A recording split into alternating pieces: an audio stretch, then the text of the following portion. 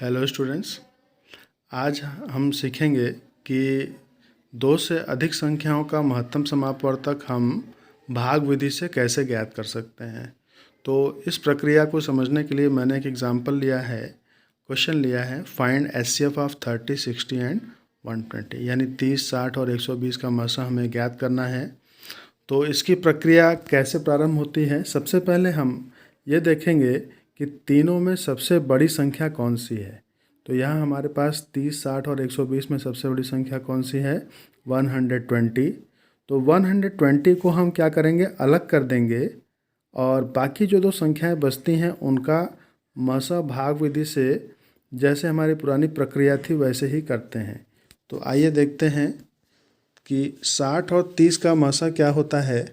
तो उसके लिए हमें क्या करना होगा, 60 को 30 से डिवाइड करना होगा।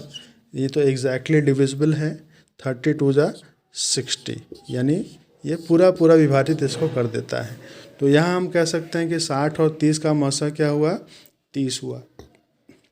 अब बाकी जो तीसरी संख्या बची है, दो संख्याओं का मसा तो हमें प्राप्त हो गया, 30 और 60 का मसा क्या हुआ, 30 ही आ गया। अब जो तीसरी संख्या बच गई थी जिसको हमने अलग किया था, अब इसको हम क्या करेंगे, पुनः इन दो संख्याओं के मसा से भाग देंगे, यानी इसको हमें किससे भाग देना होगा, 30 से भाग देना होगा, 30 से। तो यहाँ हम भाग करेंगे 120 डिवाइडेड बाई 30, 34 जा 120। सीधे सीधे ये एग्जैक्टली डिविजिबल है। मैंने छोटा एग्जांपल जानबूझ के लिया था कि जिससे आपको प्रक्रिया समझ में आ सके।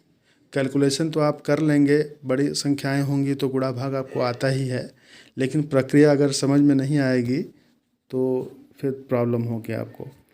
तो इसलिए अब हमारे पास देखिए क्या मिला कि 30 और 60 का एचसीएफ क्या मिला था, 30, और उस एचसीएफ से हमने तीसरी संख्या को फिर से भाग दिया तो क्या मिला, फिर से उन दोनों का एचसीएफ 30 आ गया, यानी अब तीनों संख्याओं का एचसीएफ हमें 30 मिल गया।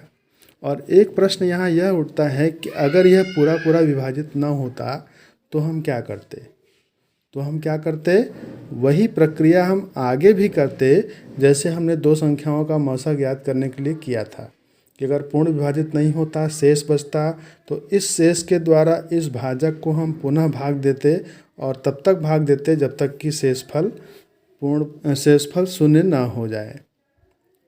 तो उस प्रक्रिया के द्वारा हम फिर से उसका मसा ज्ञात कर सकते थे। तो इस प्रकार हमने देखा कि दो से अधिक संख्याओं का मसा कैसे ज्ञात करते हैं।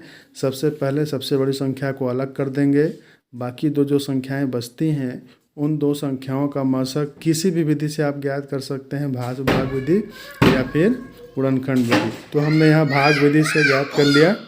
अब जो है दो संख्याओं का मसा जो आता है, उस मसा से तीसरी संख्या में भाग देने पर क्या मिला, पूर्ण विभाजित अगर होता है तो वही संख्या मसा हो जाएगी तीनों की।